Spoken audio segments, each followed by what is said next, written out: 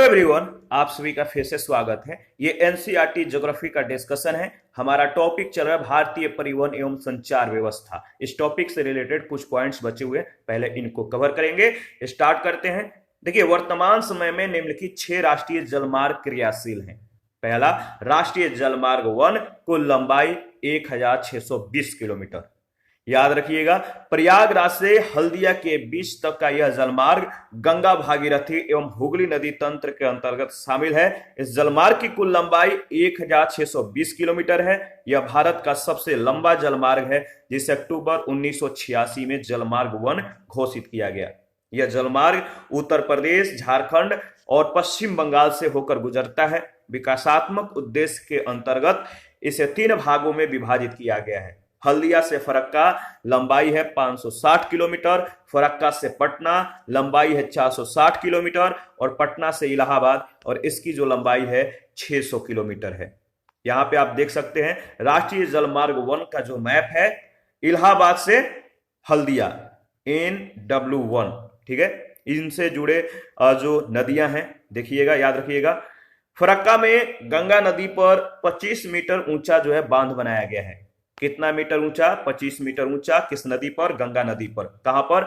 फरक्का में। और इसके द्वारा गंगा नदी के ऊपरी सिरे के जल को 385 किलोमीटर लंबी सहायक नहर बनाकर भागीरथी नदी में मिलाया जाता है। यहां से जल हुगली नदी में पहुंचता है, जिससे हुगली नदी में जल जो है वर्ष भर बना रहता है। 4 जनवरी 2018 को जलमार्ग विकास परियोजना के तहत राष्ट्रीय जलमार्ग 1 के हल्दिया वाराणसी खंड में क्षमता विकास के लिए 5369.18 करोड़ रुपए के निवेश को जो है मंजूरी दे दी गई। इस परियोजना के लिए आर्थिक व तकनीकी सहायता याद रखिएगा, जो आर्थिक और तकनीकी सहायता जो है इस परियोजना के लिए कौन प्रदान करेगा? तो विश्व बैंक के द्वारा प्रदान की जाएगी। और यह परियोजना जो है विभिन्न राज्यों के बीच मल्टी मॉडल और inter modal terminal, roll on roll of सुविधाओं और नौका सेवाओं को जो है ये बढ़ावा देगी। इसके बाद राष्ट्रीय जलमार्ग 2, इसकी कुल लंबाई जो है 891 किलोमीटर है। यह जलमार्ग सदिया से धुबरी तक, ठीक है, सदिया से धुबरी तक, ये दोनों असम में है। तो सदिया से धुबरी तक ब्रह्मपुत्र नदी में 891 किलोमीटर के दूरी में विस्तृत है। ब्रह्मपुत्र नदी मुहाने से डिब्रूगढ़ तक स्टीमर चलाने के योग्य है। इसे 1 सितंबर 1988 को जलमार्ग 2 घोषित किया गया। मैप देख लीजिए, जलमार्ग जो 2 है सदिया से धुबरी तक, ठीक है। ये संकोश नदी, इधर मानस नदी है, ये तेजपुर है, यहाँ पे भरेली नदी है। देखिए, अरुणाचल प्रदेश, इधर नागालैंड, ये असम है और ये मेघालय है। यहाँ पे ये जो है ये ब्रह्मपुत्र नदी है, तो याद रखिएगा। देखिए, राष्ट्रीय जलमार्ग 2 पर कंटेनर कार्गो का परिचालन जो है प्रारंभ हुआ 1 नवंबर 2019 से हल्दिया डाक कॉम्प्लेक्स से गुवाहाटी के पांडु में स्थित अंतर्देशीय जलमार्ग प्राधिकरण टर्मिनल तक पहले कंटेनर कार्गो परिवहन की जो है शुरुआत की गई। इसके बाद देखिए, 1425 किलोमीटर लंबे इस आवागमन मार्ग पर कंटेनर कार्गो का आवागमन जो है MV माहेश्वरी पोत के माध्यम से किया गया। इस जलमार्ग के संचालन से पूर्वोत्तर भारत को आर्थिक गतिविधियों का व्यापक जो है लाभ मिलेगा।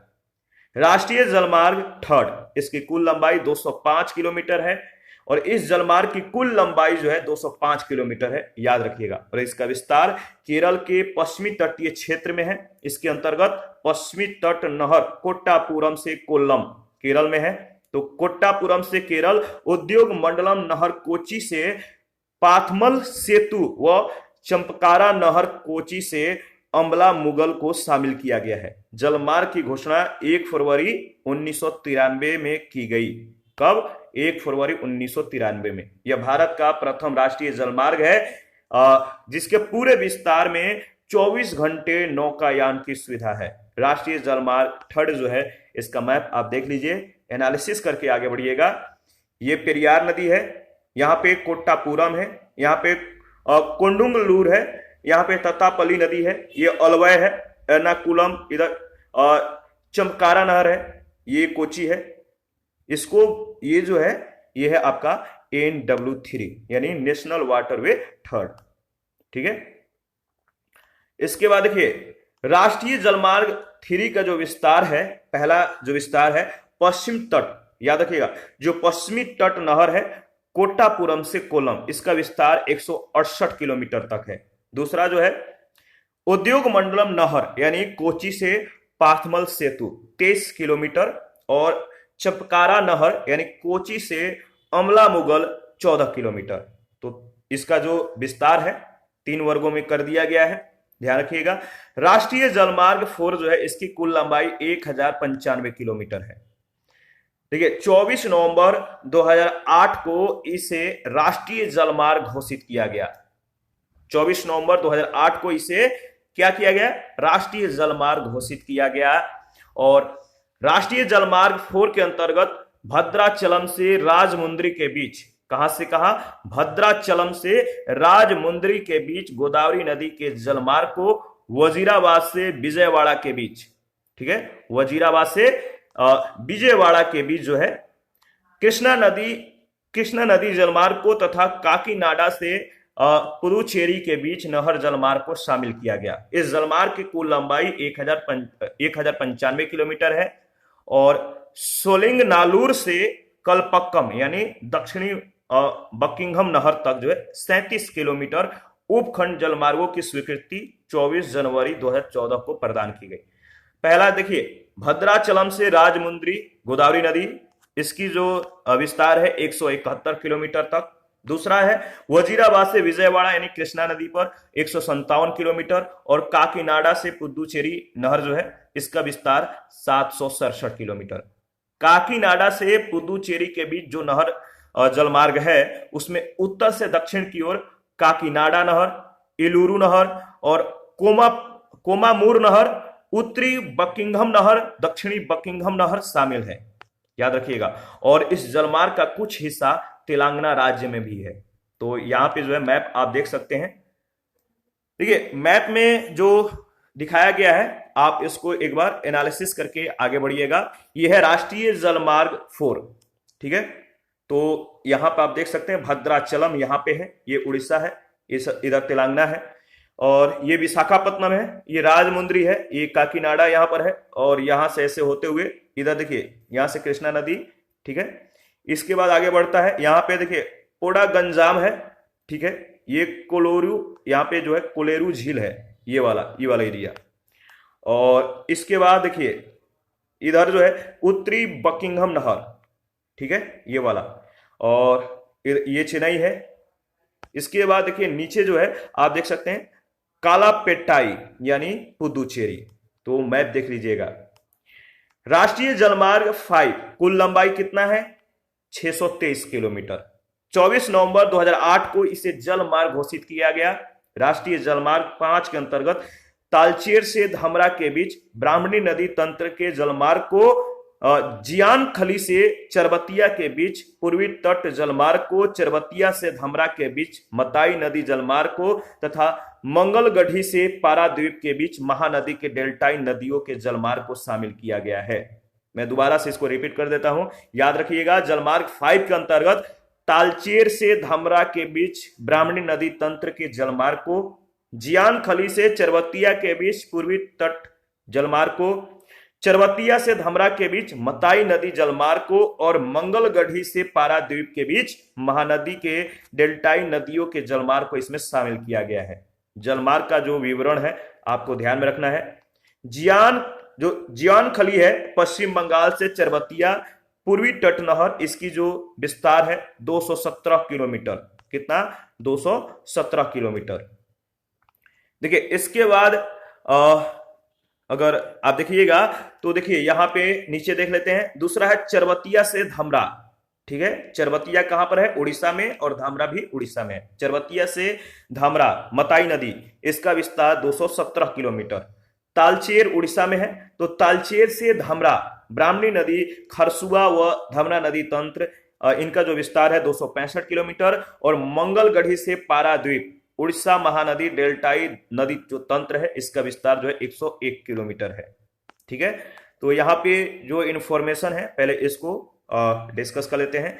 भारत के राष्ट्रीय जलमार्ग, ठीक है।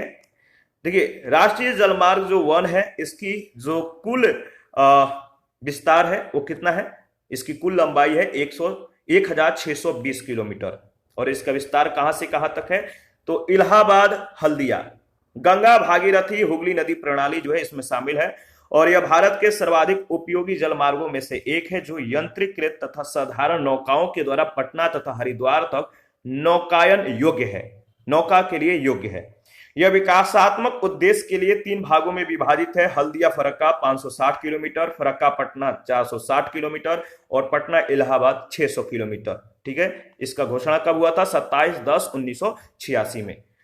इसके बाद है राष्ट्रीय जलमार्ग 2, इसकी जो लंबाई है 891 किलोमीटर, विस्तार है सदिया से धुबरी, ब्रह्मपुत्र नदी प्रणाली के अंतर्गत।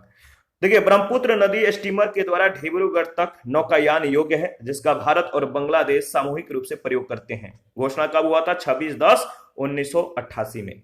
राष्ट्रीय जलमार्ग 3 जो है इसका जो लंबाई है 205 किलोमीटर और विस्तार कहां से कहां तक है, कोट्टापुरम से कोल्ला, याद रखिएगा कोट्टापुरम से कोल्लम तक, ठीक है, केरल।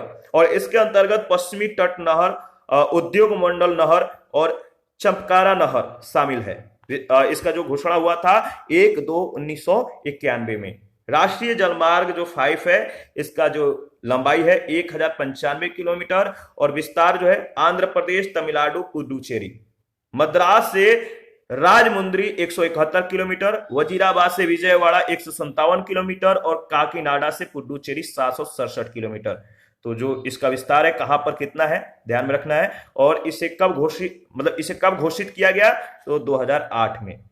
राष्ट्रीय जलमार्ग जो 5 है इसकी जो लंबाई है 623 किलोमीटर है, उड़ीसा तथा पश्चिम बंगाल में इसका विस्तार है। और इसे कब घोषित किया गया, तो 2008 में ही, ध्यान रखिएगा। आगे बढ़ते हैं। देखिए, राष्ट्रीय जलमार्ग 5 जो है आप देख सकते हैं, मैप को एक बार एनालिसिस कीजिए, आपको समझ में आ जाएगा। ठीक है, देखिए ये है जियोन खली, ठीक है, जियोन खली यहां से होते हुए इधर देखिए ये तालचेर है और ये जो इसका जो विस्तार है पाराद्वीप, यहां पे आप देख सकते हैं। ठीक है, पाराद्वीप है, इधर मंगलगढ़, ये धमरा है, ये मताई नदी है, ये पूर्वी तटीय नहर है, इधर उड़ीसा नहर है, ये हिजली ज्वारीय नहर है, इधर ये जो है ये ब्राह्मणी नदी है और इधर जो है महानदी कटक महानदी डेल्टा है। तो विस्तार किस तरह से है आप देख सकते हैं। राष्ट्रीय जलमार्ग 6 इसकी कुल लंबाई जो है 121 किलोमीटर है। जो राष्ट्रीय जलमार्ग 6 है कुल लंबाई कितना है, 121 किलोमीटर। बराक नदी के जलमार्ग को लखीमपुर यानी असम, लखीमपुर कहां पर है, असम।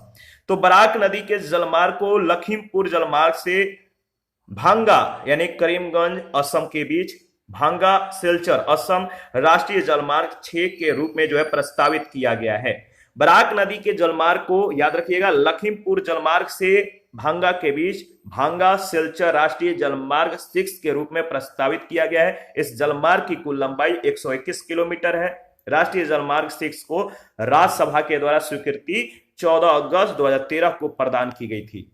कब, तो याद रखिएगा राज्यसभा के द्वारा कब इसका जो है प्रस्ताव स्वीकृत हुआ, तो आपको मालूम है। देखिए राष्ट्रीय कब हुआ था, 14 अगस्त 2013 को राज्यसभा के द्वारा।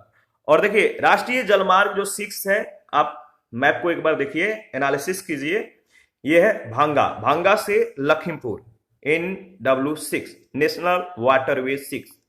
इधर देखिए ये असम है, ये मेघालय है, इधर बांग्लादेश है, इधर त्रिपुरा है। ये है जो आपका लंगाई नदी है, ये सिंगरा नदी है, ये धालेश्वरी नदी है, इधर आपका जो है जो कराखल नदी है और इधर घाघरा नदी है, ये सिलचर है और इधर बराक नदी है, ये बदरपुर है, इधर ये सुरमा नदी है, ये जटिंगा नदी है, ये आपका मधुरा नदी है।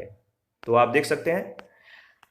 देखिए इसके बाद है कालादान मल्टी मॉडल पारगमन परिवहन परियोजना। ये क्या है याद रखिएगा, बहुत इंपॉर्टेंट है। कालादान मल्टी मॉडल पारगमन परिवहन परियोजना। इस परियोजना में देश के पूर्वी भाग में उत्तर पूर्व देश और म्यांमार होकर विलंबतः मालों की ढुलाई सुविधा देने के लिए एक मल्टी मॉडल परिवहन जो है कॉरिडोर के निर्माण का कार्य चल रहा है। ठीक है, देश की पहली अंडर रिवर टनल भारत की पहली अंतरजलीय मेट्रो रेलवे सुरंग हाल ही में कोलकाता में हुगली नदी के नीचे बनकर तैयार हुई है, जिसकी लंबाई 520 मीटर है। कितना? 520। ठीक है। कहां पर? तो कोलकाता में हुगली नदी के नीचे। यह हावड़ा और महाकरण स्टेशनों को जोड़ती है। इसका निर्माण पूरा होने पर कोलकाता विश्व के उन चुनिंदा महानगरों में शामिल हो जाएगा जहां मेट्रो की लाइन नदी के नीचे से गुजरती है। ठीक है। देखिए, इसके बाद राष्ट्रीय जलमार्ग संशोधन विधेयक 2016 जो है, इसके बारे में डिस्कस कर लेते हैं, इंपॉर्टेंट है। देखिए, राष्ट्रीय जलमार्ग अधिनियम 2016 के अनुसार 111 जलमार्गों को राष्ट्रीय जलमार्ग घोषित किया गया है। परिणाम राष्ट्रीय जलमार्ग संख्या 1 प्रयागराज हल्दिया जलमार्ग को भारत में राष्ट्रीय जलमार्ग संख्या 1 का दर्जा दिया गया है। यह जलमार्ग गंगा भागीरथी हुगली नदी तंत्र में स्थित है। यह 1620 किलोमीटर लंबाई के साथ भारत में सबसे लंबा राष्ट्रीय जलमार्ग है। इसके बाद है अंतर्देशीय जलमार्ग प्राधिकरण। देखिए, विश्व बैंक की तकनीकी और वित्तीय सहायता से गंगा के हल्दिया वाराणसी खंड पर नेविगेशन की क्षमता वृद्धि के लिए जल मार्ग विकास परियोजना को क्रियान्वित कर रहा है। इसके बाद है बंदरगाह। तो बंदरगाह के बारे में हम लोग डिस्कस करेंगे। देखिए, देश की मुख्य भूमि की 5600 किलोमीटर लंबी तटरेखा पर 13 बड़े और 185 मध्यम व छोटे बंदरगाह स्थित हैं। बड़े बंदरगाहों का नियंत्रण एवं प्रबंधन केंद्र सरकार के द्वारा किया जाता है, जबकि छोटे और मध्यम बंदरगाह संविधान की समवर्ती सूची में शामिल हैं, जिनका प्रबंधन तथा प्रशासन संबंधित राज्य सरकारों के द्वारा किया जाता है। जो 13 बड़े बंदरगाह हैं, पहला है कांडला, इसके बाद है मुंबई, जवाहरलाल नेहरू, मार्मुगांव, इसके बाद है न्यू मंगलोर, ठीक है, कोची, बीओ चिदम्बरनार, पूर्व नाम है तूतीकोरिन, चेन्नई, एन्नोर, इसके बाद है विशाखापत्तनम, पारादीप, ठीक है, और कोलकाता, और इधर है आपका पोर्ट ब्लेयर, 13वां। ठीक है, बारी बारी से इन सभी को जो है हम लोग डिस्कस करेंगे। देखिए, ये पूरी इंफॉर्मेशन आपके लिए ज्यादा इंपॉर्टेंट है। यहां से बहुत बार जो है एग्जामों में प्रश्न जो है सीधे तौर पर पूछे गए हैं, तो याद रखिएगा। कांडला जो है, कांडला बंदरगाह गुजरात में कच्छ के खाड़ी के तट पर स्थित यह एक ज्वारीय बंदरगाह है। किस प्रकार का बंदरगाह है? ज्वारीय। यहां पर सरकार ने प्रथम मुक्त व्यापार क्षेत्र स्थापित किया था 4 अक्टूबर 2017 को। कब? 4 अक्टूबर 2017 को केंद्रीय मंत्रिमंडल के द्वारा कांडला बंदरगाह का नाम परिवर्तित करके दीनदयाल बंदरगाह कर दिया गया। जो कांडला बंदरगाह है अब दीनदयाल बंदरगाह के नाम से जाना जाएगा। दूसरा है मुंबई। यह देश का सबसे बड़ा वर्ष पर्यंत यानी सालों भर खुला रहने वाला प्राकृतिक बंदरगाह है। मुंबई जो है एक प्राकृतिक बंदरगाह है जो सालसेट द्वीप पर स्थित है। यहां से मुख्यतः सूती और ऊनी कपड़े, चमड़े का सामान, पेट्रोलियम, मैग्नीज, मशीन, इंजीनियरिंग सामान आदि का निर्यात किया जाता है। यह देश का सबसे बड़ा बंदरगाह है। इसके बाद है नहावा सेवा यानी न्यू मुंबई। इसका नया नामकरण जो है, याद रखिएगा, जवाहरलाल नेहरू बंदरगाह है। यहां से प्रश्न कई बार पूछे गए हैं। देखिए, नहावा सेवा का जो नया नाम है जवाहरलाल नेहरू बंदरगाह है। यह पूर्णतः यंत्र चालित बंदरगाह है। ठीक है, जो मुंबई बंदरगाह पर दबाव कम करने के लिए न्यू मुंबई में आधुनिक शैली से विकसित किया गया बंदरगाह है। इसे वर्ष 1988-89 में देश का 12वां बड़ा बंदरगाह घोषित किया गया। यह भारत का विशालतम कंटेनर पतन है। इसके बाद है मार्मुगांव। गोवा की, देखिए मार्मुगांव जो है गोवा की जुआरी नदी की एक्चुअरी में स्थित यह बंदरगाह 1970 तक देश का सबसे बड़ा निर्यात आधारित बंदरगाह था, क्योंकि पूर्व में जापान को लौह अयस्क का निर्यात जो है यहीं से होता था, किंतु वर्तमान में मैग्नीज, सीमेंट, उर्वरक, कॉफी, ठीक है, नारियल, काजू, नमक यानी खनिज नमक आदि का भी यहां से निर्यात होता है। 5वां है न्यू मंगलोर। देखिए, मार्मुगांव और कोची के मध्य कर्नाटक में स्थित यह बंदरगाह आकार के दृष्टि से अपेक्षाकृत छोटा है। ठीक है, यहां से मुख्यतः लौह अयस्क कर्नाटक की कुद्रेमुख खान से निष्कासित, ठीक है, तो लौह अयस्क, ग्रेनाइट, काजू, कहवा, लकड़ी, मछली, चंदन यानी चंदन का तेल आदि का जो है यहां से निर्यात होता है। याद रखिएगा, कहां से? तो न्यू मंगलोर से। इसके बाद है कोचीन या कोची। देखिए वेबनाद कयाल, जिसे अरब सागर की रानी यानी क्वीन ऑफ अरेबियन सी के लोकप्रिय नाम से जाना जाता है, इसके मुहाने पर स्थित कोची पतन भी एक प्राकृतिक पतन है। तो कोची पतन किस प्रकार का पतन है? तो प्राकृतिक। इस पतन को स्वेज कोलंबो मार्ग के पास अवस्थित होने का लाभ प्राप्त है। पूरब का वेनिस कहे जाने वाला यह बंदरगाह केरल के मालाबार तट के वेलिंगटन द्वीप पर स्थित है। किस द्वीप पर? वेलिंगटन। इसकी गोदी वर्ष भर खुली रहती है। इस बंदरगाह के निकट एक जलयान निर्माणशाला व पेट्रोलियम शोधनशाला स्थापित की गई है। सातवां है तूतीकोरिन। भारत के दक्षिणी पूर्वी छोर पर तमिलनाडु में स्थित है। 27 जनवरी 2011 को तूतीकोरिन पोर्ट ट्रस्ट का नाम बदलकर चिदंबरनार पोर्ट ट्रस्ट कर दिया गया है। चिदंबरनार पोर्ट ट्रस्ट, याद रखिएगा। श्री वी.ओ. चिदंबरम पिल्लई ने चिदंबरम पिल्लई ने 1906 में प्रथम स्वदेशी भारतीय नौवहन सेवा तूतीकोरिन से कोलंबो के बीच प्रारंभ की थी। इसके बाद है चेन्नई। भारत के प्राचीनतम बंदरगाहों में से चेन्नई जो है एक है। यह एक कृत्रिम पतन है जिसे 1875 में बनाया गया था। तट पर पानी की कमी के कारण पहले जो है बड़े जलयान तट तक नहीं आ पाते थे, जिसे बाद में कृत्रिम रूप से गहरा किया गया है। यहां से पेट्रोलियम उत्पाद, उर्वरक, लौह अयस्क, मैग्नीज, अवरक, कोयला, मशीनें, सूती और रेशमी कपड़े, चमड़ा, रबड़, तंबाकू, तेल, हल्दी आदि का आयात निर्यात किया जाता है। मुंबई के बाद चेन्नई देश का दूसरा सबसे बड़ा बंदरगाह है। मुंबई के बाद दूसरा सबसे बड़ा बंदरगाह कौन सा है? तो चेन्नई। इसके बाद है 9 नंबर यानी विशाखापत्तनम। देखिए काकीनाडा तट पर आंध्र प्रदेश में स्थित इस बंदरगाह, काकीनाडा तट पर आंध्र प्रदेश में स्थित जो विशाखापत्तनम बंदरगाह है, ठीक है, याद रखिएगा। विशाखापत्तनम बंदरगाह के पास पोत निर्माण और मरम्मत उद्योग भी स्थापित है। यहां से लौह अयस्क, पेट्रोलियम उत्पाद, उर्वरक, लकड़ी, कोयला, चमड़ा आदि का आयात निर्यात किया जाता है। यह सबसे गहरा बंदरगाह माना जाता है। 10वां है पाराद्वीप।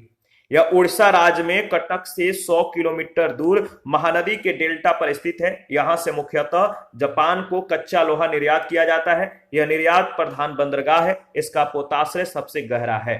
इसके बाद है कोलकाता हल्दिया। यह बंदरगाह हुगली नदी पर अवस्थित है, जो बंगाल के खाड़ी से 128 किलोमीटर के दूरी पर स्थित है। मुंबई पतन के भांति इसका विकास भी अंग्रेजों के द्वारा किया गया था। हल्दिया कोलकाता से 105 किलोमीटर दूर स्थित है। यह एक पूर्णतः प्राकृतिक बंदरगाह है। यह एक नदीय पतन भी है। कांडला की भांति यह भी एक ज्वारीय पतन है। इस बंदरगाह पर जल के स्तर को बढ़ाने के लिए फरक्का नामक स्थान पर एक कृत्रिम यानी आर्टिफिशियल जो है कह सकते हैं, कृत्रिम मानवीकृत कह सकते हैं, बांध बनाया गया है। तो फरक्का नामक स्थान पर 12 जनवरी 2020 को कोलकाता पतन न्यास का पुनर्नामकरण करके डॉक्टर श्यामा प्रसाद मुखर्जी पतन न्यास कर दिया गया है। याद रखिएगा। देखिए भारत के जो अन्य बंदरगाह हैं इसको डिस्कस कर लेते हैं। आप देख सकते हैं गुजरात में सबसे ज्यादा बंदरगाह है, ठीक है।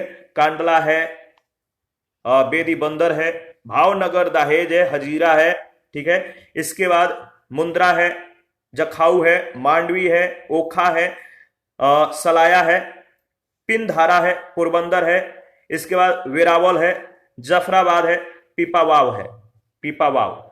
इसके बाद मुंबई में आप देख सकते हैं मुंबई है, जवाहरलाल नेहरू है, रत्नागिरी है, रेड्डी है। इसके बाद कर्नाटक में मारमुगांव है, करवाड़ है, होनावर है, मालय है, न्यू मंगलोर है। केरल में कालीकट, कोची, एलेपी, निंदकारा और क्विलोन, त्रिवंतपुरम, ठीक है। तमिलनाडु में कन्याकुमारी, तूतीकोरिन, नागपत्तनम है और कोडालुरू है, पुदुचेरी, चेन्नई और एन्नौर। इसके बाद आंध्र प्रदेश में मछलीपत्तनम, काकीनाडा और विशाखापत्तनम है, ठीक है, याद रखिएगा। इसके बाद देखिए गोपालपुर उड़ीसा, पाराद्वीप पश्चिम बंगाल में हल्दिया और कोलकाता है, ठीक है। तो इसको जो है एक बार अच्छे से एनालिसिस कर लीजिएगा। नाम याद रखिएगा कि किस राज्य में कौन सा बंदरगाह है। तो भारत के जो बंदरगाह है जितने भी हैं यहाँ पे इंडिकेट कर दिया गया है, मैप में दर्शा दिया गया है, आपको ध्यान में रखना है। इसके बाद है एन्नौर, 12वां नंबर। यह तमिलनाडु के तट पर चेन्नई के उत्तर में स्थित है। इसका परिचालन 2001 से शुरू हुआ। यह देश का सबसे बड़ा कंप्यूटराइज बंदरगाह है। देश का प्रथम पब्लिक कंपनी यानी मिनी रत्न ये बंदरगाह है। यह देश का प्रथम निजी क्षेत्र में स्थापित बंदरगाह है। यह चेन्नई से 24 किलोमीटर उत्तर में स्थित है। एनोर को याद रखिएगा। सबसे बड़ा कंप्यूटराइज बंदरगाह है, प्रथम पब्लिक कंपनी यानी मिनी रत्न बंदरगाह है और प्रथम निजी क्षेत्र में स्थापित यह बंदरगाह है। देखिए 21 फरवरी 2014 को एन्नोर बंदरगाह का नामकरण स्वतंत्रता सेनानी व आधुनिक तमिलनाडु के निर्माता के कामराज के नाम पर कामराज पोर्ट लिमिटेड कर दिया गया है। इसके बाद है पोर्ट ब्लेयर 13वां। अंडमान निकोबार द्वीप समूह में स्थित पोर्ट ब्लेयर बंदरगाह को केंद्र सरकार ने 1 जून 2010 से जो है बड़े बंदरगाहों की श्रेणी में सम्मिलित किया है। इसे देश में बड़े बंदरगाहों की कुल संख्या जो है 13 हो गई है। ठीक है, तो पोर्ट ब्लेयर शामिल होने से अब बंदरगाहों की कुल संख्या 13 हो गई है। इन बंदरगाहों का प्रबंधन मेजर पोर्ट ट्रस्ट अधिनियम के अंतर्गत पोस्ट ट्रस्ट ऑफ इंडिया के द्वारा किया जाता है। किसके द्वारा? पोर्ट ट्रस्ट ऑफ इंडिया के द्वारा किया जाता है। तो यहां पे आप देख सकते हैं सागरमाला परियोजना। ठीक है, सागरमाला परियोजना, इसके बारे में भी हम लोग डिस्कस करेंगे। तो अच्छा, इसको अभी रहने देते हैं। नेक्स्ट जो है अंतर्देशीय पोत विधेयक 2021, अंतर्देशीय पोत विधेयक 2021, इसके बारे में डिस्कस करेंगे। यह अंतर्देशीय पोत अधिनियम 1917 को प्रतिस्थापित करेगा और इसकी मुख्य विशेषता विभिन्न राज्यों के द्वारा बनाए गए अलग अलग नियमों के बजाय संपूर्ण देश के लिए एक संयुक्त कानून का प्रावधान करता है। इसके तहत दिया गया पंजीकरण प्रमाण पत्र सभी राज्यों और केंद्र शासित प्रदेशों में मान्य होगा और इसके लिए राज्यों से अलग से अनुमति लेने की कोई आवश्यकता नहीं होगी। विधेयक में एक इलेक्ट्रॉनिक पोर्टल पर पोत पंजीकरण चालक दल के विवरण दर्ज करने के लिए एक केंद्रीय डेटाबेस का प्रावधान है। सभी गैर यांत्रिक रूप से चालित जहाजों को जिला, तालुक या पंचायत या ग्राम स्तर पर नामांकित करना या कराना होगा। यह केंद्र सरकार के द्वारा घोषित ज्वारीय जल सीमा और राष्ट्रीय जल मार्गों को शामिल करते हुए अंतर्देशीय जल की परिभाषा को व्यापक बनाता है। यह विधेयक अंतर्देशीय जहाजों के प्रदूषण नियंत्रण उपायों से भी संबंधित है और केंद्र सरकार को रसायनों, पदार्थों आदि की सूची को प्रदूषकों के रूप में नामित करने का निर्देश देता है। इसके बाद है सागरमाला परियोजना, तो इसके बारे में डिस्कस कर लेते हैं। देखिए सागरमाला परियोजना जो है बहुत ज्यादा इंपॉर्टेंट है। यहां से कई बार जो है एग्जामों में पूछे गए हैं, यहां से प्रश्न अक्सर आते रहता है। सागरमाला परियोजना का उद्देश्य क्या है? तो बंदरगाहों के आसपास के क्षेत्रों को प्रत्यक्ष और अप्रत्यक्ष रूप से विकसित करना और बंदरगाहों से वस्तुओं के परिवहन के लिए कुशल, सस्ती और त्वरित बुनियादी सुविधाएं उपलब्ध कराना। सागरमाला देश के 7,500 किलोमीटर लंबे समुद्र तट पर जो है बंदरगाहों और अन्य सुविधाओं के विकास की पहल है। सागरमाला परियोजना के तहत देश के प्रमुख बंदरगाहों के कम से कम 12 स्मार्ट शहर व विशेष आर्थिक क्षेत्र आएंगे, एरिया आएंगे और इस परियोजना का जो उद्देश्य है तटीय राज्यों के बंदरगाहों के विकास को सुनिश्चित करना और बंदरगाहों के आसपास प्रत्यक्ष एवं अप्रत्यक्ष विकास को प्रोत्साहन देना। इससे भारत के जीडीपी में 2% की अतिरिक्त वृद्धि की जो है संभावना है। तो एक बार आप जो है जो सागरमाला परियोजना जो है इसका जो मैप है आप देख सकते हैं किस तरह से इसका विस्तार है। तो अगर आपके पास पीडीएफ है तो आप पीडीएफ को ओपन कर लीजिए। देखिए ये है आपका सागरमाला परियोजना, ये ठीक है, किस तरह से इसका विस्तार है आप देख सकते हैं। तो इधर देख लीजिए, ये जो एरिया है यहाँ पे कांडला यानी मुंद्रा है, इधर ये कांडला है, ये गुजरात है, ये पोरबंदर है, ये पिपावा है और इधर दाहेज है, ये हजीरा है। यहाँ पे जवाहरलाल नेहरू है, यहाँ पे हिगही है, यहाँ पे जगद है, ये महाराष्ट्र है, यहाँ पे प्रस्तावित मार्ग है आप देख सकते हैं। और ये है उड़ीसा, इधर जो है आपका यहाँ पे विशाखापत्तनम और काकीनाडा नहर है। तो ये ब्रह्मपुत्र नदी है, ठीक है, और ये गंगा नदी का पूरा जो है एरिया है ये वाला, यहाँ पे पूर्वी तटीय नहर है। ये जो है आपका कोलकाता यहाँ पर है और हल्दिया है। तो पूरे मैप को एक बार अच्छे से देख लीजिएगा। इधर आप देख सकते हैं ये जो है आपका मार्मोगुआ है, यहाँ पे कारवाड़ है, ये है न्यू मंगलोर और इधर ये वाला एरिया जो है केरल का है। यहाँ पे आप देख सकते हैं कोची है, पश्चिमी तटीय नहर है, ये वाला एरिया जो है आप देख सकते हैं। यहाँ पे तूतीकोरिन, कराईकल, चेन्नई, कुंडलारू, बकिंघम नहर, एन्नौर। ठीक है, तो पूरा जो है आप एक बार अच्छे से एनालिसिस करके आगे बढ़िएगा। इसके बाद एयर ट्रांसपोर्ट के बारे में हम लोग डिस्कस करेंगे, वायु परिवहन। ठीक है, तो वायु परिवहन के बारे में देख लेते हैं।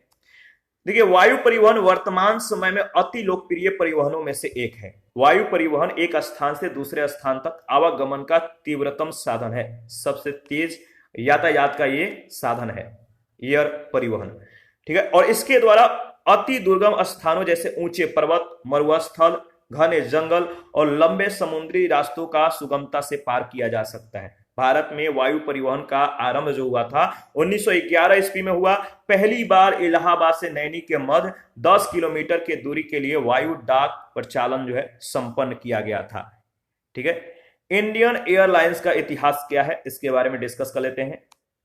1911 पहला जो शुरुआत है 1911, भारत में वायु परिवहन सेवा की जो शुरुआत है इलाहाबाद से नैनी के बीच की गई थी 1911 में। यहां से इंडियन एयरलाइंस का इतिहास स्टार्ट होता है।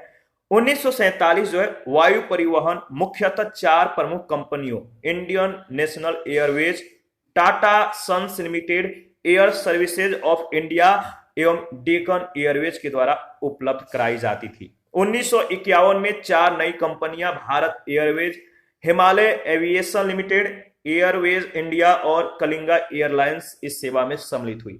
1953 वायु परिवहन का राष्ट्रीयकरण करके 2 निगमों एयर इंडिया लिमिटेड और इंडिया एयरलाइंस को इंडियन एयरलाइंस के नाम से जाना जाता है। देश की विशालतम राजकीय स्वामित्व वाली घरेलू वाहक इंडियन एयरलाइंस के जो अपने नाम थे इनके साथ से कह सकते हैं। तो देश की जो विशालतम राजकीय स्वामित्व वाली घरेलू वाहक इंडियन एयरलाइंस ने अपने नाम के साथ से एयरलाइंस शब्द को अलग कर दिया और 8 दिसंबर 2005 से इसे केवल इंडियन नाम से जानी जाती है। 1933 ईस्वी में इंडियन नेशनल एयरवेज कंपनी की जो है स्थापना हुई। देश में वायु परिवहन का वास्तविक विकास स्वतंत्रता प्राप्ति के पश्चात हुआ। 1952 में योजना आयोग के द्वारा भारत के वायु परिवहन सेवा के राष्ट्रीयकरण की जो है सलाह दी गई। मार्च 1953 में वायु परिवहन सेवाओं का विस्तार करते हुए 2 निगमों एयर इंडिया इंटरनेशनल लिमिटेड तथा इंडियन एयरलाइंस की स्थापना की गई, जिसके द्वारा अंतर्राष्ट्रीय और घरेलू वायु सेवाओं का कार्य प्रारंभ किया गया। इसके बाद है एयर इंडिया, इसके बारे में देख लेते हैं। एयर इंडिया जो है, एयर इंडिया की स्थापना JRD टाटा के द्वारा 1932 में टाटा एयरलाइंस के रूप में की गई थी। 29 जुलाई 1946 को यह एयर इंडिया के नाम से एक पब्लिक लिमिटेड कंपनी बनी और 1953 में इसका राष्ट्रीयकरण कर दिया गया। कब? 1953 में, याद रखिएगा, इंपॉर्टेंट है। देखिए, अक्टूबर 2021 में सरकार ने एयर इंडिया में भारत सरकार की 100% इक्विटी हिस्सेदारी के बिक्री के लिए यानी विनिवेश के लिए दिया। टाटा सन्स प्राइवेट लिमिटेड की पूर्ण स्वामित्व वाली सहायक कंपनी टैलेस प्राइवेट लिमिटेड की सबसे उच्चतम बोली को मंजूरी दी। इसके पश्चात एयर इंडिया ने टाटा की 100% हिस्सेदारी होगी। क्या होगा इसके पश्चात? क्या होगा? एयर इंडिया ने टाटा की 100% हिस्सेदारी होगी। याद रखिएगा, टाटा की। इंडियन एयरलाइंस की जो स्थापना है एयर निगम अधिनियम 1953 के द्वारा की गई और इसका मुख्यालय दिल्ली में है। यह घरेलू वायु परिवहन सेवा उपलब्ध कराने वाली सबसे बड़ी कंपनी है। 24 अगस्त 2007 को सार्वजनिक क्षेत्र की विमानन कंपनियां एयर इंडिया और भारतीय विमान निगम यानी इंडियन एयरलाइंस का विलय हो गया। यह दोनों कंपनियां अब national aviation company of India limited के नाम से कार्यरत हो गई हैं। कंपनी का जो ब्रांड नाम है वो है एयर इंडिया। तो ब्रांड नाम याद रखिएगा, ब्रांड जो नेम है वो एयर इंडिया है। 1981 ईस्वी में देश में घरेलू उड़ान के लिए वायुदूत नामक तीसरे निगम की स्थापना की गई थी, जिसका बाद में भारतीय विमान निगम में जो है विलय हो गया। भारतीय वायुपतन प्राधिकरण, एयरपोर्ट अथॉरिटी ऑफ इंडिया, भारतीय वायु क्षेत्र में सुरक्षित सक्षम वायु यातायात एवं विमानकीय संचार सेवाएं प्रदान करने के लिए उत्तरदायी है। भारतीय विमानपत्तन प्राधिकरण 137 विमानपत्तनों का प्रबंधन करता है, जिसमें 23 अंतर्राष्ट्रीय विमानपत्तन और 10 सीमा शुल्क विमानपत्तन और 81 घरेलू विमानपत्तन तथा रक्षा वायु क्षेत्रों में 23 सिविल एनक्लेव शामिल है। भारतीय विमान पतन प्राधिकरण का जो गठन है 1 अप्रैल 1995 को किया गया था। 1 अप्रैल 1995, याद रखिएगा। यह प्राधिकरण देश में अंतर्राष्ट्रीय हवाई अड्डे, घरेलू हवाई अड्डे और नागरिक विमान टर्मिनलों का यह प्रबंधन करता है। ठीक है, इसके बाद है नागर विमानन नीति 2016। नागर विमानन नीति 2016 15 जून 2016 को प्रधानमंत्री की अध्यक्षता में नई नागर विमानन नीति यानी सिविल एविएशन पॉलिसी को जो है मंजूरी प्रदान की गई। इसके तहत अंतर्राष्ट्रीय संचालन के लिए 5/20 नियम को परिवर्तन जो है किया गया। इस नीति में 5 वर्ष के अनुभव की शर्त को हटा दिया गया है, परंतु कंपनी को कम से कम 20 विमान या अपनी क्षमता का 20% घरेलू परिचालन में उपयोग करना होगा। इसके अंतर्गत भारत को वैश्विक स्तर पर वर्तमान जो है 9वें स्थान से 2022 तक तीसरा नागर विमानन बाजार बनाने का जो है लक्ष्य रखा गया है। 9वें स्थान से इसे तीसरा स्थान प्रदान करने के लिए जो है इसका लक्ष्य है 2022 तक, तो याद रखिएगा। देखिए, देश के प्रमुख अंतर्राष्ट्रीय हवाई अड्डे, तो इसके बारे में देख लेते हैं। जो देश के प्रमुख अंतर्राष्ट्रीय हवाई अड्डे हैं, कौन सा हवाई अड्डा कहां पर है, तो याद रखिएगा। जैसे इंदिरा गांधी अंतर्राष्ट्रीय हवाई अड्डा कहां पर है, तो नई दिल्ली। छत्रपति शिवाजी अंतर्राष्ट्रीय हवाई अड्डा मुंबई है। नेताजी सुभाष चंद्र बोस अंतर्राष्ट्रीय हवाई अड्डा कोलकाता में है। अन्ना अंतर्राष्ट्रीय हवाई अड्डा चेन्नई में है। यहां से भी प्रश्न पूछे गए हैं, तो आपको याद रखना है। बाबा साहेब अंबेडकर अंतर्राष्ट्रीय हवाई अड्डा जो है ये नागपुर में है। और सरदार वल्लभ भाई पटेल अंतर्राष्ट्रीय हवाई अड्डा अहमदाबाद में है। गोपीनाथ बारडोली अंतर्राष्ट्रीय हवाई अड्डा गुवाहाटी में है।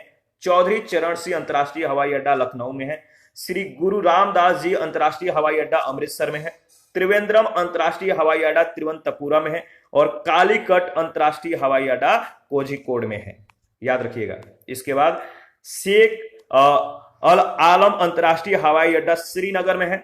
राजीव गांधी अंतर्राष्ट्रीय हवाई अड्डा हैदराबाद में है। कोची अंतर्राष्ट्रीय हवाई अड्डा कोची में है।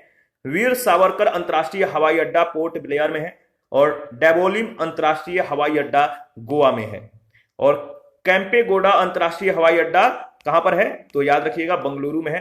मंगलौर अंतर्राष्ट्रीय हवाई अड्डा मंगलुरु में है। देवी अहिल्याबाई होलकर अंतर्राष्ट्रीय हवाई अड्डा इंदौर में है।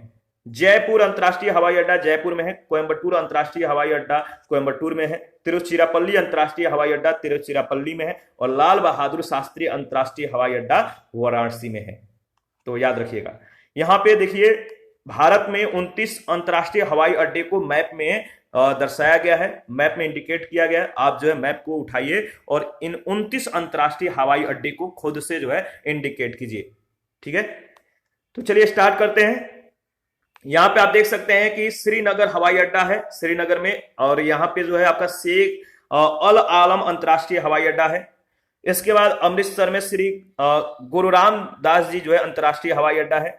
इधर जो है आपका नई दिल्ली में इंदिरा गांधी अंतर्राष्ट्रीय हवाई अड्डा है। और आपका जो लखनऊ में है चौधरी चरण सिंह अंतर्राष्ट्रीय हवाई अड्डा है। और वाराणसी में लाल बहादुर शास्त्री अंतर्राष्ट्रीय हवाई अड्डा है। इसके बाद देखिए अहमदाबाद में आप देख सकते हैं सरदार वल्लभ भाई पटेल अंतर्राष्ट्रीय हवाई अड्डा है। और यहाँ पे जो है डॉक्टर बाबा साहेब अंबेडकर अंतर्राष्ट्रीय हवाई अड्डा है। इसके बाद यहाँ पे आप देख सकते हैं कोलकाता में नेताजी सुभाष चंद्र बोस अंतर्राष्ट्रीय हवाई अड्डा है। इम्फाल में तुलिहाल हवाई अड्डा है। गुवाहाटी में लोकप्रिय गोपीनाथ बारडोली अंतर्राष्ट्रीय हवाई अड्डा है। इसके बाद देखिए भुवनेश्वर में यहाँ पे आप देख सकते हैं बिजू पटनायक अंतर्राष्ट्रीय हवाई अड्डा है। विशाखापत्तनम में विशाखापत्तनम अंतर्राष्ट्रीय हवाई अड्डा है। विजयवाड़ा भी देख सकते हैं, यहाँ पे विजयवाड़ा अंतर्राष्ट्रीय हवाई अड्डा है। तो एक बार जो है आप पूरे मैप को अच्छे से एनालिसिस करके आगे बढ़िएगा, ठीक है। तो आगे बढ़ते हैं। देखिए अगर बात करें तो उड़ान योजना जो है इसका शुभारंभ कब हुआ, उड़ान योजना क्या है, तो उड़ान योजना का शुभारंभ 27 अप्रैल 2017 को प्रधानमंत्री ने उड़े देश का आम नागरिक, ठीक है, उड़े देश का आम नागरिक यानी उड़ान नामक क्षेत्रीय संपर्क योजना का शिमला हवाई अड्डे से शुभारंभ किया। कहां से? शिमला हवाई अड्डे से। और कब? 27 अप्रैल 2017 को। किसके द्वारा? प्रधानमंत्री के द्वारा। क्षेत्रीय उड्डयन बाजार विकसित करने के लिए जो है यह योजना है, और यह एक नवाचार योजना है जिसे देश में क्षेत्रीय वायु संपर्क को बेहतर बनाया जा सकेगा। यह योजना जून 2016 में प्रारंभ की गई, जो राष्ट्रीय नागरिक उड्डयन नीति का एक प्रमुख घटक है। NCAR 2016 का जो एक ये प्रमुख घटक है, आपको ध्यान में रखना है। आगे बढ़ते हैं। देखिए, विंग्स 2017, सब उड़े सब जुड़े। सब उड़े सब जुड़े, ये क्या है? 7 जुलाई 2017 को विंग्स 2017 सब उड़े सब जुड़े बढ़ती क्षेत्रीय कनेक्टिविटी के प्रथम संस्करण का आयोजन नागरिक उड्डयन मंत्रालय के द्वारा नई दिल्ली में किया गया। क्षेत्रीय एवं सुदूर हवाई संपर्क में सुधार करने के लिए भारतीय विमानपत्तन प्राधिकरण के द्वारा अगले 2 वर्षों में लगभग 50 हवाई अड्डों का पुनरुद्धार करके उन्हें संचालित करने की योजना है। भारत नागरिक उड्डयन क्षेत्र में विश्व का 9वां सबसे बड़ा बाजार है। ठीक है, आगे बढ़ते हैं, याद रखिएगा। देखिए, अब वर्तमान में अगर बात करें तो भारत विश्व का तीसरा सबसे बड़ा घरेलू विमानन बाजार बन गया है। 2024 तक ब्रिटेन को पीछे कर तीसरा सबसे बड़ा हवाई यात्री बाजार बन जाने का अनुमान है। पहला एयर फ्रेट कॉरिडोर क्या है? पहला एयर फ्रेट कॉरिडोर 19 जून 2017 को अफगानिस्तान के राष्ट्रपति ने काबुल से नई दिल्ली के मध्य एक जो है एयर फ्रेट कॉरिडोर फ्लाइट का शुभारंभ किया। यह भारत और अफगानिस्तान के मध्य पहला एयर फ्रेट कॉरिडोर है। ठीक है, तो भारत तेल पाइपलाइन जो है, इसके बारे में हम लोग डिस्कस करेंगे। तो पाइपलाइन मैप को भी देखेंगे, तो किस तरह से जो भारत का मैप है कहां से कहां किस तरह से जो है इसका जाल बिछा हुआ है, तो पूरा एनालिसिस करेंगे। देखिए, जो पाइपलाइन है, पाइपलाइन पेट्रोलियम उत्पादों तथा प्राकृतिक गैसों और तरल पदार्थों के लंबी दूरी तक परिवहन के लिए अत्यधिक सुविधाजनक और सक्षम परिवहन प्रणाली है। पहले पाइपलाइन का उपयोग शहरों और उद्योगों को पानी पहुंचाने के लिए किया जाता था। भारत में पाइपलाइनों के माध्यम से जो है ठोस खनिजों, द्रव्य चूर्ण के रूप में इनका भी परिवहन किया जाता है। कुद्रेमुख से मंगलौर बंदरगाह तक पाइपलाइन के द्वारा लौह अयस्क पहुंचाया जा रहा है। पेट्रोलियम और प्राकृतिक गैस मंत्रालय। ठीक है, तो इसको कुछ सेकंड बाद देखेंगे। पहले मैप को देख लेते हैं। जो गैस पाइपलाइन है, किस तरह से जाल बिछा हुआ है, आप देख सकते हैं यहाँ पे। तो देखिए, ये जो जाल है किस तरह से है। ठीक है, ये फिर ये। ठीक है, आप देख लीजिए पूरा जो नेटवर्क है किस तरह से काम कर रहा है। तो देखिए, जो इस तरह से इंडिकेट है, ये वाला, ये वर्तमान में मतलब कि संकेत जो है वर्तमान का है। जो डॉट डॉट से है वो प्रस्तावित है, जो इस तरह से वो गैस पाइपलाइन है, और जो इस तरह से है जो डार्क त्रिभुज है वो तेल शोधन कारखाना है। तो जैसे ये जो है ये आपका क्या है, प्रस्तावित है, और ये जो है ये आपका वर्तमान में उपलब्ध है, और जो ये है आपका वो क्या है, यहाँ पे तेल शोधन कारखाना है। तो एक बार अच्छे से एनालिसिस करके आगे बढ़िएगा। ठीक है, तो देखिए, पेट्रोलियम एवं प्राकृतिक गैस मंत्रालय ONGC, पेट्रोलियम और प्राकृतिक गैस मंत्रालय ONGC, इसके प्रशासन के अधीन स्थापित ऑयल इंडिया लिमिटेड यानी OIL कच्चे तेल एवं प्राकृतिक गैस के अन्वेषण, उत्पादन और परिवहन में संलग्न है। इसे वर्ष 1959 में एक कंपनी के रूप में जो है निगमित किया गया था। एशिया की पहली 1157 किलोमीटर लंबी पाइपलाइन यानी असम के नहरकटिया तेल क्षेत्र से बरौनी के तेल शोधन कारखाने तक का निर्माण इंडियन ऑयल लिमिटेड ने किया था। ठीक है, प्रमुख तेल या प्राकृतिक गैस पाइपलाइन जो है आप देख सकते हैं, हजीरा विजयपुर जगदीशपुर की जो लंबाई है, ठीक है, इसका जो लंबाई है 1750 किलोमीटर है। सलाया कोयली मथुरा पानीपत की लंबाई 1870 किलोमीटर है। कांडला भटिंडा की जो लंबाई है 1331 किलोमीटर है। मुंबई पुणे मनमाड की लंबाई जो है 1389 किलोमीटर है। दुलियाजान बंगाई गांव बरौनी, ठीक है, तो इनकी जो लंबाई है वो है 1405 किलोमीटर। नहरकटिया, नूनमती और बरौनी के बीच की जो लंबाई है, इन तीनों का जो लिंक है वो कितना, मतलब कि कितना किलोमीटर में है, 1152 किलोमीटर। मुंद्रा पानीपत की लंबाई 1174 किलोमीटर, बरौनी हल्दिया के जो लंबाई है वो 943 किलोमीटर, बरौनी पटना कानपुर इनकी जो लंबाई है 743 किलोमीटर, चेन्नई त्रिची मदुरै इनका जो लंबाई है वो कितना है तो 683, और जामनगर लोनी इनकी लंबाई 1269, और कोची मंगलुरु की लंबाई जो है 450 किलोमीटर। देखिए जगदीशपुर फूलपुर हल्दिया एनर्जी हाईवे, जगदीशपुर फूलपुर हल्दिया जो है इन्हें एनर्जी हाईवे भी कहते हैं।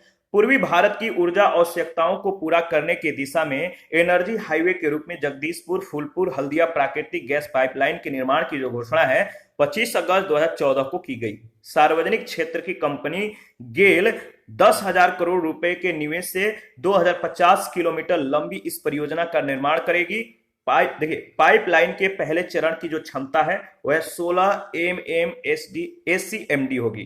ठीक है, 16 MMSCMD होगी, जिसे दूसरे चरण में बढ़ाकर 32 MMSCMD किया जाएगा। इससे लाभान्वित होने वाले उर्वरक कारखानों में गोरखपुर, बरौनी, सिंदरी और मेटिकस दुर्गापुर स्थित इकाइयां सम्मिलित हैं। इनका अतिरिक्त बरौनी व हल्दिया स्थित रिफाइनरी, स्टील कारखाने, बिजली संयंत्र तथा इस क्षेत्र में अन्य छोटे और मध्यम उद्योगों को प्राकृतिक गैस की जो है आपूर्ति की जाएगी।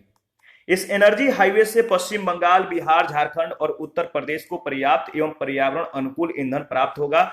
यह परियोजना पूर्वी भारत को राष्ट्रीय गैस ग्रिड से जोड़ेगी। इस पाइपलाइन से 4 राज्यों के लाखों लोग लाभान्वित होंगे तथा इस क्षेत्र के 17 मुख्य शहरों में शहर गैस वितरण नेटवर्क लगाया जा सकेगा, और इससे इन मुख्य शहरों में पाइप नेचुरल गैस यानी पीएनजी सीधे घरों तक पहुंचाई जाएगी तथा वाहनों की जो वाहन होंगे इनको किफायती कंप्रेस्ड नेचुरल गैस यानी सीएनजी का लाभ मिल सकेगा जो वाहन होंगे। याद रखिएगा। आगे बढ़ते हैं नेक्स्ट। देखिए अगर बात करें तो नेक्स्ट है कम्युनिकेशन, संचार क्या है? संचार वह प्रक्रिया है जिसके अंतर्गत संदेश, सूचनाओं, विचारों और समाचारों का आदान प्रदान किया जाता है। ठीक है, संचार क्या है तो एक प्रक्रिया है। क्या प्रक्रिया है? तो संचार जो है वह प्रक्रिया है जिसके माध्यम से संदेशों, सूचनाओं, विचारों और समाचारों का आदान प्रदान होता है। संचार की यह प्रक्रिया 2 व्यक्तियों से लेकर बृहत जन समूह और इससे भी अधिक विस्तृत हो सकती है। वैश्विक स्तर पर अपनी सूचना प्रौद्योगिकी के लिए भारत की विशेष पहचान है। सूचना प्रौद्योगिकी के विकास से संचार के क्षेत्र में क्रांतिकारी परिवर्तन हुए हैं, जिससे संचार प्रणाली अधिक प्रभावी, सुरक्षित और विश्वसनीय और तीव्र हुई है। संचार के साधन क्या है? Means of communication. संचार के लिए जिन उपकरणों का प्रयोग किया जाता है वे संचार के साधन कहलाते हैं। संचार के स्वरूप और लक्षित वर्ग के आकार के अनुसार संचार के विभिन्न साधनों का प्रयोग किया जाता है। किसी क्षेत्र विशेष के संचार साधनों को सामूहिक रूप से संचार तंत्र कहा जाता है। ऐतिहासिक विकास के दृष्टि से संचार के साधनों को निम्नलिखित वर्गों में विभाजित किया जाता है। संचार के साधनों का जो वर्गीकरण है, परंपरागत संचार साधन संदेशवाहक है, डाक तार सेवा है, समाचार पत्र है, रेडियो है, पत्र पत्रिका आदि है। आधुनिक संचार साधन क्या क्या है? तो टेलीफोन है, फैक्स है, ईमेल है, टेलीविजन है, मोबाइल है आदि है। और व्यक्तिगत संचार साधन क्या है? डाक तार है, ठीक है, पत्र है, टेलीफोन है, मोबाइल है, ईमेल है, संदेशवाहक आदि। सामूहिक संचार साधन क्या है? तो समाचार पत्र है, पत्रिकाएं हैं, टेलीविजन है, रेडियो है आदि है। प्रिंट माध्यम क्या है? तो संचार का जो प्रिंट माध्यम है वह समाचार पत्र, पत्रिकाएं, पीरियोडिकल्स आदि। इलेक्ट्रॉनिक्स माध्यम क्या है? तो रेडियो है, टेलीविजन है, टेलीफोन है, टेलीप्रिंट्स है, ईमेल है, इंटरनेट है, मोबाइल है आदि है। इसके बाद पोस्टल सर्विस, डाक सेवा क्या है? देखिए भारत में डाक प्रणाली का प्रारंभ 1766 ईस्वी में हुआ था। कब? 1766। 1935 में इंडियन पोस्टल ऑर्डर और 1972 में पिन कोड, 1986 में स्पीड पोस्ट सेवा और 2004 में ई पोस्ट सेवा प्रारंभ की गई। वर्तमान में भारतीय डाक सेवा विश्व का सबसे बड़ा डाक प्रणाली है, जिसे 1 अप्रैल 2018 से भुगतान बैंक कार्य सौंपा गया। ठीक है, तो 1 अप्रैल 2008 से भुगतान बैंक कार्य सौंपा गया है। और इस प्रकार भारतीय डाक सेवा जो है कितना, तो आप देख सकते हैं 1,55,015 पोस्ट ऑफिस के साथ भारत का सबसे बड़ा भुगतान बैंक बन गया है। ठीक है, याद रखिएगा। भारतीय डाक के द्वारा 163 वर्ष पुरानी टेलीग्राम सेवा को 15 जुलाई 2013 को जो है बंद कर दिया गया। इसके बाद है टेलीकम्युनिकेशन, दूरसंचार। भारत में दूरसंचार के क्षेत्र में सर्वाधिक महत्वपूर्ण जो परिवर्तन हुए हैं और क्या क्या परिवर्तन है आगे डिस्कस करेंगे। जनवरी 2021 तक भारत में कुल टेली घनत्व, भारत अगर बात करें तो जनवरी 2021 तक भारत में कुल टेली घनत्व जो है 87.01% हो गया है, जिससे शहरी टेली घनत्व 139.25% और ग्रामीण टेली घनत्व 59.50% है। वर्तमान में देश में 1183.4 मिलियन टेलीफोन उपभोक्ता, ठीक है, लैंडलाइन व मोबाइल है, जिससे 647.91 मिलियन शहरी और 530.19 मिलियन ग्रामीण उपभोक्ता है। भारत में दूरसंचार के क्षेत्र में सार्वजनिक उपक्रम, भारत संचार निगम लिमिटेड बीएसएनएल भारत की प्रमुख दूरसंचार कंपनी है, जिसकी स्थापना 15 सितंबर 2000 को की गई थी। यह एक मिनी रत्न कंपनी है, याद रखिएगा। यह कंपनी बृहत स्तर पर गांवों, कस्बों और शहरों तक संचार की सुविधाएं उपलब्ध कराती है। महानगर टेलीफोन निगम लिमिटेड, यह एक राज्य स्वामित्व स्टेट ओन्ड वाली यानी राज्य स्वामित्व वाली दूरसंचार सेवा प्रदाता कंपनी है, जिसकी स्थापना 1 अप्रैल 1986 को हुई थी। यह मुंबई, दिल्ली में दूरसंचार सेवाएं प्रदान करती है। एमटीएनएल की एक सहायक कंपनी है महानगर टेलीफोन मॉरिशस लिमिटेड, एमटीएमएल, ठीक है, जो मॉरिशस में दूरसंचार सेवाएं प्रदान करती है। विदेश संचार निगम लिमिटेड बीएसएनएल, 1986 में सरकार के द्वारा विदेश संचार निगम लिमिटेड की स्थापना विदेशों में दूरसंचार सेवाएं प्रदान करने के लिए की गई थी। 2002 में इस कंपनी के निजीकरण के बाद टाटा समूह के द्वारा इस कंपनी का नियंत्रण एवं प्रबंधन किया जा रहा है। यह कंपनी लैंडिंग स्टेशन, समुद्र के नीचे केबल्स, अर्थ स्टेशन, स्विचेज तथा सबमरीन केबल्स का संचालन करती है। इसके बाद भारतीय टेलीफोन उद्योग लिमिटेड, इस सार्वजनिक उपक्रम की स्थापना 1948 में बेंगलुरु में की गई थी। यह कंपनी विभिन्न प्रकार के दूरसंचार उपकरणों का निर्माण करती है। इसके बाद है टेलीकम्युनिकेशंस कंसल्टेंट्स लिमिटेड, टीसीआईएल की जो स्थापना है 1978 में की गई थी। इस कंपनी के द्वारा दूरसंचार संबंधित स्विचिंग प्रणालियां, ट्रांसमिशन प्रणालियां, नेटवर्क परियोजनाएं, ग्रामीण दूरसंचार, सेल्यूलर सेवाएं, ऑप्टिकल फाइबर आधारित नेटवर्क आदि सेवाएं प्रदान की जाती है। आगे बढ़ते हैं। नेक्स्ट है राष्ट्रीय दूरसंचार नीति 2012, एनटीपी 2012 क्या है, इसके बारे में डिस्कस कर लेते हैं। देखिए, 31 मई 2012 को केंद्र सरकार के द्वारा राष्ट्रीय दूरसंचार नीति 2012 को स्वीकृति दी गई थी। इसका मुख्य उद्देश्य संपूर्ण देश में सस्ता, टिकाऊ और सुरक्षित दूरसंचार और ब्रॉडबैंड सेवाएं प्रदान करने से जो है करके लोगों को अधिकाधिक यानी सबसे ज्यादा लाभ पहुंचाना है, जो उद्देश्य है। नई दूरसंचार नीति 2018 एनटीपी 2018 क्या है? प्रधानमंत्री की अध्यक्षता में 26 सितंबर 2018 को संपन्न केंद्रीय कैबिनेट की बैठक में नई दूरसंचार नीति 2018 को स्वीकृति प्रदान की गई। नई दूरसंचार नीति का उद्देश्य देश के प्रत्येक नागरिक को ब्रॉडबैंड कनेक्टिविटी से जोड़ना है। केंद्र सरकार इस नीति के साथ देश में अगले 4 वर्षों में 40 लाख नए रोजगार के अवसर सृजित करेगी। इसके बाद है नई दूरसंचार नीति 2018 के प्रमुख उद्देश्य। इस नीति के अंतर्गत 2022 तक 5G सेवाओं को आरंभ करने का लक्ष्य निर्धारित किया गया है। नए रोजगार अवसरों के साथ देश के हर नागरिक को 50 Mbps की गति के साथ ब्रॉडबैंड सेवाएं दी जानी है। केंद्र सरकार सकल घरेलू उत्पाद में दूरसंचार क्षेत्र की जो हिस्सेदारी है इसको 6% से बढ़ाकर 8% करना चाहती है, ठीक है। और इस नीति से सरकार डिजिटल संचार के क्षेत्र में $100 अरब का निवेश करना चाहती है। वर्ष 2020 तक सभी ग्राम पंचायतों को 1 Gbps गति और कह सकते हैं कि 1 Gbps गति एवं वर्ष 2022 तक 10 Gbps, ठीक है, 10 GB पर सेकेंड की कनेक्टिविटी जो है उपलब्ध कराने का लक्ष्य रखा गया है। तो 2020 तक सभी ग्राम पंचायतों को 1 GB पर सेकेंड के गति से और 2022 तक 10 GB पर सेकेंड के कनेक्टिविटी उपलब्ध कराने का लक्ष्य रखा गया है। इसके बाद दूरसंचार क्षेत्र के लिए उत्पाद ठीक है, दूरसंचार क्षेत्र के लिए उत्पादन लिंक्ड प्रोत्साहन योजना। घरेलू विनिर्माण को बढ़ावा देना और आयात बिल में कटौती करने के उद्देश्य से सरकार मार्च 2020 में इस योजना को प्रस्तुत किया था। याद रखिएगा, दूरसंचार क्षेत्र के लिए उत्पादन लिंक्ड प्रोत्साहन योजना। ये क्या है? तो घरेलू विनिर्माण है, इसको बढ़ावा देने और आयात बिल में कटौती के उद्देश्य से सरकार ने मार्च 2020 में इस योजना को लागू किया, प्रस्तुत किया। यह योजना दूरसंचार और नेटवर्किंग उत्पादों जैसे स्विच, राउटर, 4G या 5G radio access network, wireless उपकरण और अन्य इंटरनेट ऑफ थिंग्स, ठीक है, एक्सेस डिवाइस के घरेलू विनिर्माण के लिए लक्षित है। इस योजना का संचालन 1 अप्रैल 2021 से प्रारंभ हो गया है। इसके बाद है रेडियो। भारत में रेडियो का प्रसारण कब हुआ था? भारत में रेडियो का प्रसारण 1923 में रेडियो क्लब ऑफ बॉम्बे के द्वारा प्रारंभ किया गया। 1930 में इंडियन स्टेट ब्रॉडकास्टिंग सर्विस की स्थापना की गई।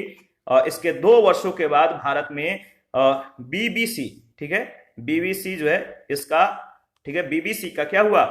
प्रसारण प्रारंभ किया गया। तो बीबीसी प्रसारण प्रारंभ हुआ। 1936 में ISBS का नाम बदलकर ऑल इंडिया रेडियो AIR कर दिया गया। 1956 में इसे आकाशवाणी नाम दिया गया। वर्तमान में AIR लगभग 35 भाषाओं में समाचार बुलेटिन और अन्य कार्यक्रमों को प्रसारण करता है। 1955 में AIR के द्वारा निजी क्षेत्र में फ्रीक्वेंसी मॉड्यूलेशन यानी FM स्टेशन की स्थापना का निर्णय लिया गया। FM रेडियो के प्रारंभ के साथ भारत में रेडियो संचार का क्षेत्रीय स्तर पर व्यापक विस्तार हुआ और रेडियो की लोकप्रियता में भी वृद्धि हुई है। इसके बाद है टेलीविजन। भारत में टेलीविजन का प्रारंभ एक प्रयोग के रूप में 15 सितंबर 1959 को दिल्ली में हुआ। 1965 से ऑल इंडिया रेडियो के एक भाग के रूप में दूरदर्शन के द्वारा टेलीविजन कार्यक्रमों का दैनिक प्रसारण किया जाने लगा। 1976 में टेलीविजन सेवाओं को रेडियो से जो है पृथक कर दिया गया। 1982 में राष्ट्रीय प्रसारण का जो है प्रारंभ हुआ और इसी वर्ष भारतीय बाजारों में रंगीन टेलीविजन का पदार्पण हुआ। वर्ष 1995 में निजी चैनलों के शुरुआत के साथ भारतीय टेलीविजन सेवाओं का व्यापक विस्तार हुआ और लगभग सभी प्रमुख देसी विदेशी भाषाओं में कार्यक्रमों का प्रसारण होने लगा। इसके बाद है DTH, direct to home. Prasar Bharati के द्वारा 16 दिसंबर 2004 को डायरेक्ट टू होम सेवा का जो है प्रारंभ किया गया। यह देश की पहली निःशुल्क प्रसारण सेवा है। दिसंबर 2020 में सूचना और प्रसारण मंत्रालय ने DTH प्रसारण सेवाओं के लिए 100% प्रत्यक्ष विदेशी निवेश के साथ साथ लाइसेंस की अवधि को भी बढ़ाकर 20 वर्ष कर दिया है। वर्तमान में ओवर द टॉप सेवाओं के बढ़ने का असर DTH सदस्यता संख्या पर पड़ा है। उच्च टैरिफ और DTH में चैनल संयोजन के चुनाव की अरुचिकर प्रक्रिया के तुलना में OTT, over the top platform, बेहतर विकल्प है। इसीलिए लगभग 55% भारतीय DTH सेवाओं के बजाय OTT सेवाओं का उपयोग करते हैं। इसके बाद है उपग्रह संचार, सैटेलाइट कम्युनिकेशन। आर्थिक एवं सामरिक कारणों से उपग्रह संचार का व्यापक महत्व है। मौसम संबंधी पूर्वानुमान, दूरसंचार, प्राकृतिक संसाधनों के प्रबंधन आदि के लिए उपग्रह संचार का उपयोग किया जाता है। ठीक है, याद रखिएगा। देखिए, भारत की उपग्रह प्रणाली को उद्देश्य के आधार पर 2 भागों में वर्गीकृत किया जा सकता है। पहला है इनसैट और दूसरा है IRS। इनसैट यानी इंडियन नेशनल सैटेलाइट सिस्टम प्रणाली का प्रयोग संचार, दूरदर्शन प्रसारण और मौसम संबंधी जानकारी प्राप्त करने के लिए किया जाता है। इनसैट भू-स्थैतिक उपग्रह होते हैं, जियो स्टेशनरी उपग्रह होते हैं। देखिए, इसके बाद है IRS, इंडियन रिमोट सेंसिंग। इस प्रणाली का प्रयोग संसाधनों के निरीक्षण और प्रबंधन के लिए किया जाता है। IRS भू सर्वेक्षण उपग्रह होते हैं। नाविक क्या है? नाविक भारतीय नौवहन प्रणाली। नाविक इसरो के द्वारा विकसित भारतीय क्षेत्रीय नौवहन उपग्रह प्रणाली Indian regional navigation satellite system है। ठीक है, यह पूर्णतः भारत सरकार के अधीन होगी। इस प्रणाली में 7 उपग्रह होंगे जो भारत की सीमा से 1500 किलोमीटर के दूरी तक के क्षेत्र की सटीक सूचना देने में ये सक्षम है। इस प्रणाली के प्रारंभ होने से अमेरिकी नौवहन प्रणाली यानी GPS जो है, जिसका पूरा नाम है ग्लोबल पोजिशनिंग सिस्टम, पर भारत की जो निर्भरता है वो कम हो जाएगी। भारत नेट परियोजना क्या है, इसके बारे में देख लेते हैं। तो देखिए 2012 में राष्ट्रीय ऑप्टिकल फाइबर नेटवर्क नामक परियोजना जो है प्रारंभ की गई थी। इसी को अब भारत नेट परियोजना के नाम से जाना जाता है। उद्देश्य क्या है? तो भारत नेट परियोजना का जो उद्देश्य है, देश की सभी यानी 2.5 लाख ग्राम पंचायतों को 100 एमबीपीएस की ब्रॉडबैंड कनेक्टिविटी उपलब्ध कराना है।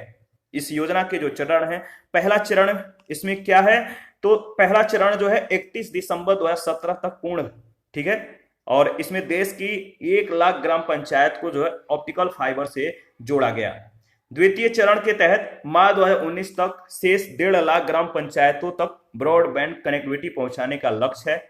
इस परियोजना के क्रियान्वयन के लिए केंद्र सरकार के द्वारा एक विशेष परियोजना वाहन के रूप में Bharat broadband network limited BBNL का गठन हुआ। प्रथम चरण के क्रियान्वयन में उत्तर प्रदेश, महाराष्ट्र, मध्य प्रदेश, छत्तीसगढ़, राजस्थान और झारखंड को सर्वश्रेष्ठ प्रदर्शन करने वाले राज्य घोषित किया गया है। इसी के साथ आज का सेशन समाप्त करते हैं। नेक्स्ट सेशन में विनिर्माण उद्योग के संदर्भ में डिस्कस करेंगे। आप अपना प्रतिक्रिया देते रहिए। आपके प्रतिक्रियाओं का हमें बेसब्री से इंतजार रहता है। और जिन लोगों ने Telegram channel, Telegram quiz group, Facebook page, Instagram को ज्वाइन नहीं किया, वीडियो के डिस्क्रिप्शन बॉक्स में उसका लिंक है, आप ज्वाइन कर सकते हैं। Thank you. मिलते हैं नेक्स्ट सेशन में। अभी के लिए इतना ही।